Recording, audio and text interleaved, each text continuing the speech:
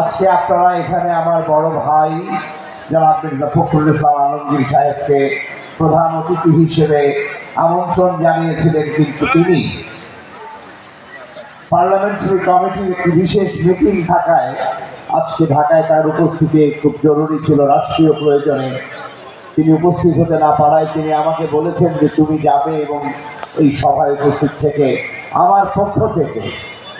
সনাতনী ভাই বোনদের আমার পক্ষ থেকে আমার শুভেচ্ছা জ্ঞাপন করবে এবং আদাব জ্ঞাপন করবে। আপনারা তার শুভেচ্ছা গ্রহণ করুন এবং একই সাথে আমি আজকে